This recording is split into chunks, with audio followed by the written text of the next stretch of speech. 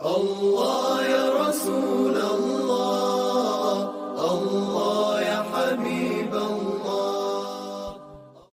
Once Caliph Umar, may Allah be pleased with him, was sitting in the mosque of the Holy Prophet, may peace be upon him.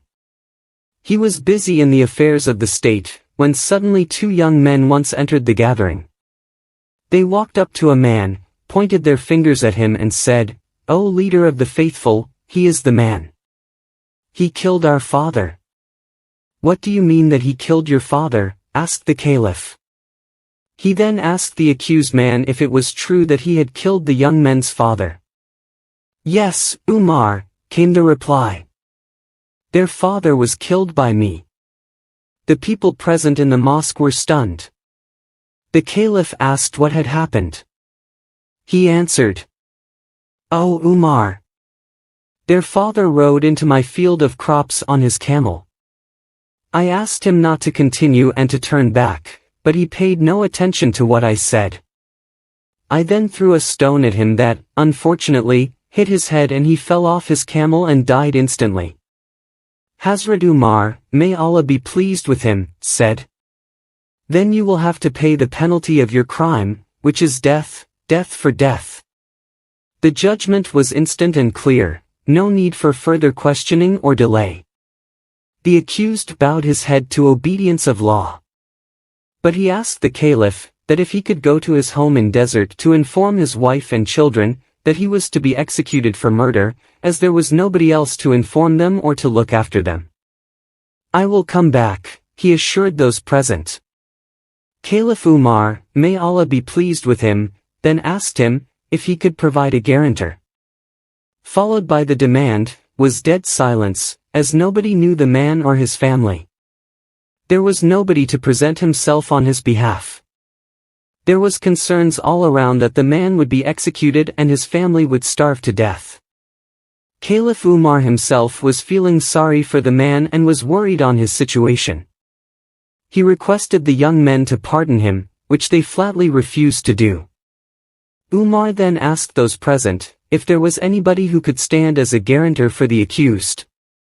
At this point of time, Hazrat Abu Dharr al-Ghifari, may Allah be pleased with him, who was a highly respected companion of the Holy Prophet, peace be upon him, rose and said, that he would stand as guarantor to the unfamiliar accused man. The caliph said, "Abu Dharr, he has killed a man. Do you know him?" "No, I don't know him," was the reply. "Then how can you stand as guarantor?" he asked. Abu Dharr said, "I see him as a noble person, not a liar.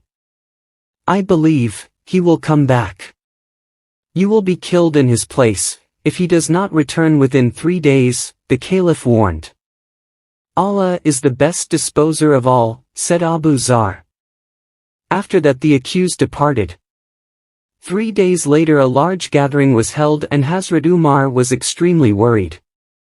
The two young men were present and were visibly eager to get revenge for their father's death. As time passed, the Sahaba felt anxious for the fate of Hazrat Abu Dharr al-Ghifari, may Allah be pleased with him. When only an hour remained, both the accusers came forward and demanded from Hazrat Abu Dharr al-Ghifari their man. He replied, "Wait a little more. There is still time left. If he does not come, I will give my life instead to fulfill justice. Law will have its course." Hearing this, the Sahaba become more concerned for the safety of Hazrat Abu Dharr al-Ghifari, may Allah be pleased with him, and their eyes were filled with tears. Few requested the accusers to accept blood money. But they refused, saying, "Our demand is, life for life." When the whole court was in a worried state of mind, suddenly, people saw a man hurriedly rushing towards the court. The man was perspiring from head to toe. He was no other, but the accused villager, who presented himself to the court, just at the time, for the final act. Hazrat Umar loudly shouted, "Allahu Akbar," which was repeated by all the people present. The man said, "Allah be praised for his mercy. I am able to make my uncle trustee. As you see I am right in time, do not delay the execution." Caliph Umar asked the accused, that had he not returned, there was nothing that could be done about him, since nobody knew where to find him. The man said, O leader of the faithful, the matter was not between you and me. It was an undertaking with Allah as the witness, so here I am. I have left my family at the mercy of the Almighty. I could not break my pledge, thus, creating the impression that Muslims have lowered themselves to the point of breaking a pledge. Hazrat Umar then turned to Hazrat Abu Zar, may Allah be pleased with him, and asked, O Abu Zar, what prompted you to stand as his guarantor?